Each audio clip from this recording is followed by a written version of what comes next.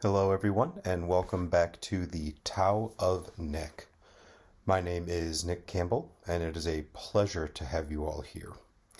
So, today, I want to talk about anger, which is one of the four cardinal emotions, those being, of course, anger, fear, sorrow, and joy.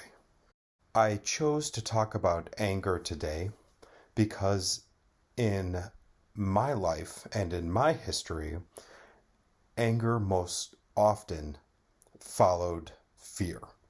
And if you haven't had a chance, step back and listen to my last video, from last Monday, which is all about fear.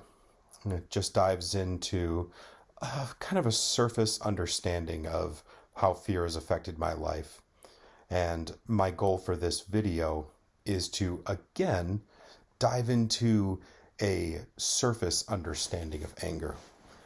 This is the 10th time I'm recording the audio for this video, and that is because anger it's had such a profound impact on my life. And although I am older and in better control of myself, that wasn't always the case.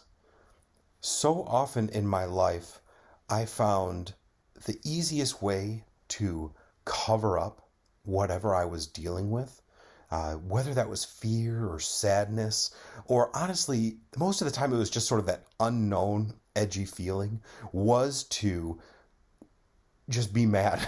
I mean, it was easier to be mad at myself, mad at my loved ones, mad at my friends and roommates and coworkers for many, many years than it was to face into the problem. When a problem arises, especially between a couple of people or more, if you argue about it, before you can ever get to the problem, you have to work through the argument. And if you play your cards right, and of course I'm being facetious here, you never have to face the problem. You can always just deal with the anger. So a problem would arise, I get angry, I blow up, and then that problem, wherever I started, wasn't the problem anymore. That was a perfect excuse to then blame someone else or blame something else or find some excuse, to distract. What I didn't realize when I was younger was that I was really distracting myself from the problem, not distracting whoever I thought I was trying to distract. And whatever problem occurred was still a problem, and it would just keep going forward. So I want you to take a moment now to think back to maybe the last time you were angry, or maybe a significant time in your life where you felt angry. And really think, were you angry at that person, at that situation? Or was the anger just a way for you to maybe hide what was really going on? Now, I'm not asking you to share that specific situation. You'll notice I'm not sharing any specific situations either, because this is a tough subject to talk about. One of my oldest friends actually will remember a summer, I think it was just after high school or maybe the year after, where he and I would stay up until 2 and 3 o'clock in the morning talking about, anger. Why? Why were we so angry? Why were we so angry?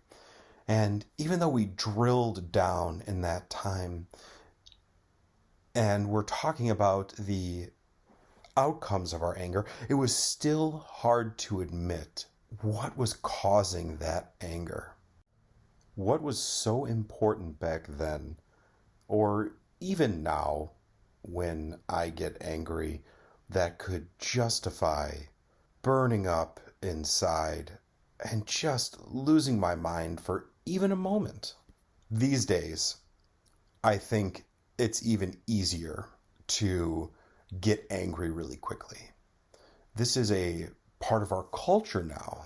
And I don't want to get political or anything else, but you can see it happening, whether it's on the news, on a conversation through a social media site, amongst friends, family, coworkers. The anger comes quickly. And it feels so much to me like a defense mechanism. I was having a conversation with someone recently, and she brought up an extremely valid point. We're not out to have debates anymore. We're not out to communicate with one another anymore. We're out now to have an argument. And just like I mentioned before, that argument allows us to ignore what's important and pick a fight to satisfy a need in the moment. In my last video, I said something has to change. Today, I want to insist that we make a change. I'm not saying don't get angry. Anger is passion.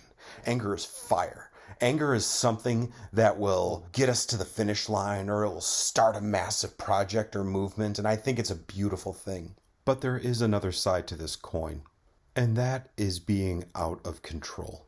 There's nothing wrong with being angry. It's how we use it.